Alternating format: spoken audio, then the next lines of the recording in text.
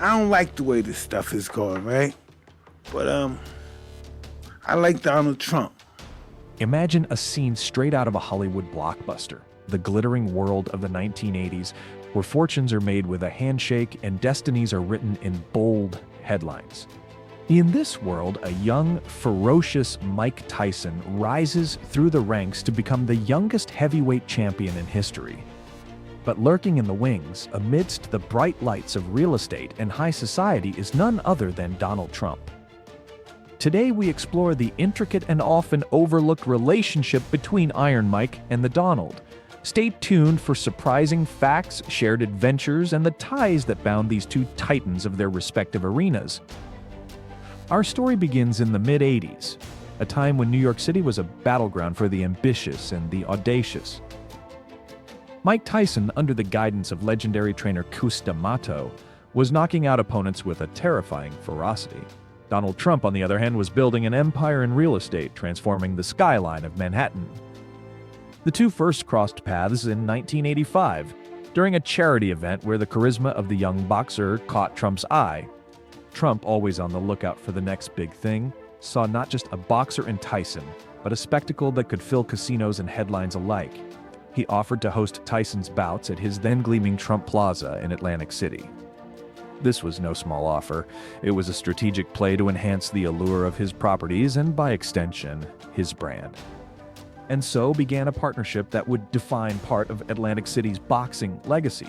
From 1987 to 1990, Trump Plaza became the unofficial home to some of Tyson's most pivotal bouts, securing both men a place in the spotlight of sports and entertainment. Ladies and gentlemen, New Jersey thanks him, our host for this great evening of championship boxing, Mr. Donald J. Trump. One little thing before we go further. Most of you watching still did not subscribe to our channel. Please, if you want to know more about Mike Tyson, click this subscribe button. You will make us very happy and motivate us to bring you the best content. Thanks. In June 1988, Atlantic City witnessed one of the most hyped events in boxing history, Tyson versus Michael Spinks. Trump had pulled all stops in promoting the fight, billing it as the once and forever championship. Under the bright lights, with celebrities packed to the rafters, Tyson delivered a knockout just 91 seconds into the first round. Beyond the glitter, there was a genuine bond forming between Tyson and Trump. Trump, often seen as a mentor, was more than just a promoter. He was a confidant during Tyson's turbulent rise. Despite his busy schedule, Trump made time to offer business and personal advice to Tyson, who was navigating the treacherous waters of fame and media scrutiny. But not everything was about flashing cameras and knockout punches. Here's a funny yet telling incident.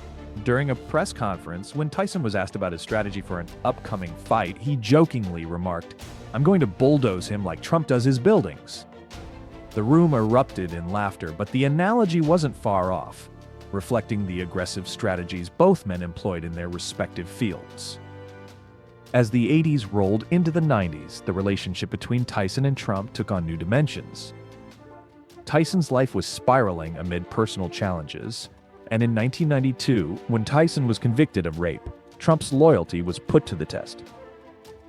Interestingly, Trump floated the idea of hosting a $1 million fight with Tyson, participating via satellite from prison, a proposal that, while never materializing, underscored Trump's unwavering support for his friend. Trump was prepared to vouch for Tyson's character during the trial, offering to stand by him when many others stepped back. Although he didn't testify, his readiness to defend Tyson publicly was a testament to their enduring, if complicated, friendship. And it's ridiculous. The woman was dancing at 8 o'clock, and this guy's in jail for 6 years. I don't understand it.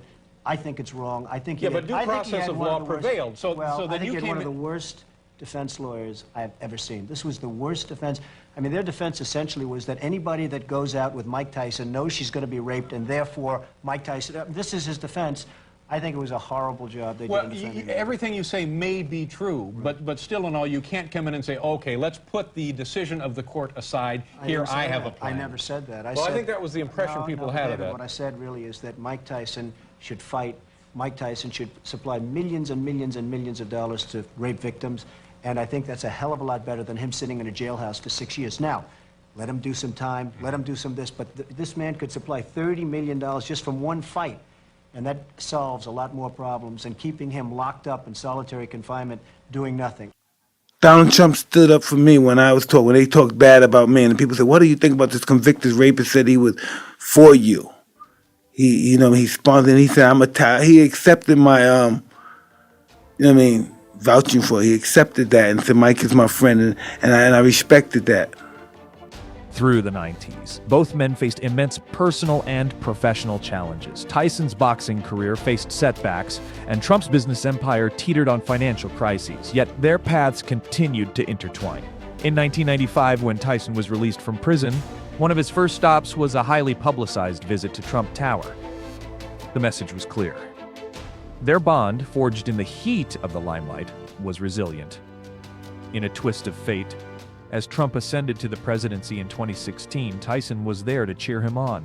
Despite the controversies surrounding both figures, Tyson's endorsement of Trump was a reminder of their long-standing connection, born out of mutual respect and shared history. Do you think that he's going to be a president great... of the United States? He should be president of the United States. That's what he should be. He should be president of the United States. So he's got your vote? Yeah, hell, big time. So what do you think? Why wouldn't anybody like that?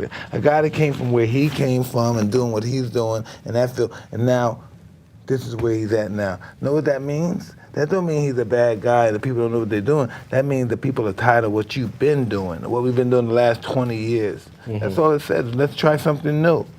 We tried Obama, right? Time for a change, so we got to change. So now let's try something new. But it's a rigged system, and it's like the prize fighters. And I know Mike Tyson endorsed me. I love it. He sent out a tweet. Mike, Iron Mike. All the tough guys endorsed me. I like that, okay? But Mike said, I love Trump, I endorse Trump, and that's the end. I'm sure he doesn't know about your economic situation, and at the end, and it's okay. But Mike, everybody, and I like it. When I get endorsed by the tough ones, I like it. Because you know what? We need toughness now. We need toughness.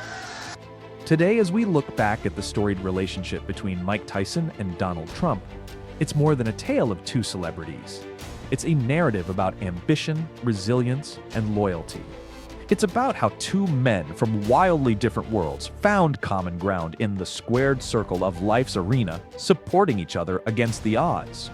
So, as we wrap up this dive into their unlikely friendship, we're reminded that in the worlds of boxing and business, sometimes the most compelling stories are those of the relationships forged away from the public eye, enduring amidst the flashbulbs and fanfare. Thank you for joining us on this journey into the past, exploring the dynamic between Mike Tyson and Donald Trump. Don't forget to like, comment, and subscribe